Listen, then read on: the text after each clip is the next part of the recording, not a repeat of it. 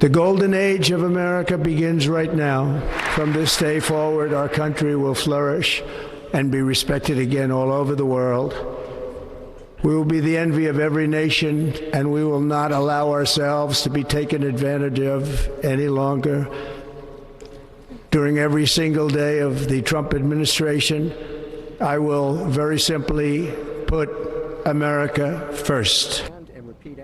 Donald Trump officially sworn in as the 47th president of the United States today. He took the oath for his second non-consecutive term in the White House with a promise to end America's decline. Mr. Trump is now acting swiftly after that ceremony with a vow to sign an unprecedented number of executive orders. Brian Abel reports. I, Donald John Trump, do solemnly swear that I will faithfully execute the office of President of the United States. The office of President of the United States. With those words, President Donald Trump returns to the nation's highest office, only the second president in American history to serve twice, non-consecutively. I, James David Vance, do solemnly swear. His running mate, J.D. Vance, now the 50th Vice President of the United States. The iconic ceremony held inside the Capitol Rotunda due to dangerously cold conditions. The golden age of America begins right now. President Trump's first official speech, familiar, and now empowered. As our victory showed, the entire nation is rapidly unifying behind our agenda. An agenda that will roll out quickly in the hours ahead. Today, I will sign a series of historic executive orders. First, I will declare a national emergency at our southern border.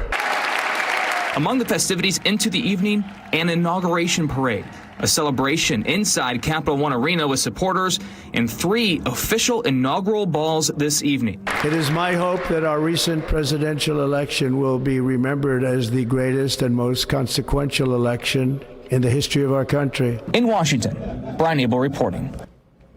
Members of Indiana's congressional delegation say they are ready to work with the 47th president. Yeah, representatives from both parties were in the rotunda for the inauguration. News 8's government reporter Garrett Berquist has been hearing and gathering reaction to President Trump's remarks. Garrett. Yeah, Phil and Dakari, Indiana's Republicans are heaping praise on Trump's remarks, but even Democrats are extending an olive branch if Trump's policy proposals meet certain criteria. Moments after taking the oath of office for a second time, Trump vowed to follow through on his many campaign promises. Congressman Jim Baird says Trump's remarks are a preview of what we can expect from the president and from congressional Republicans. The real interest from our perspective, as well as his, is to try to do the things that are important to Americans and be consistent with making sure they're safe and making sure that we have some work done on closing the border. You know, we've got a lot of talk about that. Democratic Congressman Andre Carson also was in the rotunda for the inauguration. He says Trump tapped into some of the fears he's heard about the incoming administration. Many folks in my district and across our country are afraid of Project 2025. I think these fears are valid, but I want them to know that I'm still their congressman and I'm fighting for what's best for our district and our country.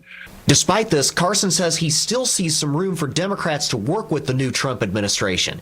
He says they're even willing to work with Trump on border security if it can be done in a way that does not ostracize people.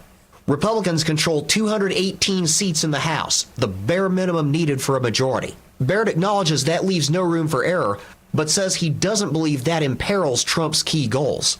But I think I see a unification among the party and among the country, and they want to get things done. And I think that stimulates us all to want to do the things that they think are necessary. And for Congress, and specifically the Senate, the first order of business will be to vote on whether to confirm Trump's many cabinet nominees. So far, Indiana's 2 senators, Todd Young and Jim Banks, have signaled that they will support all of them. I'm Garrett Bergquist for Wish TV, wishtv.com, or follow us on Facebook for updates.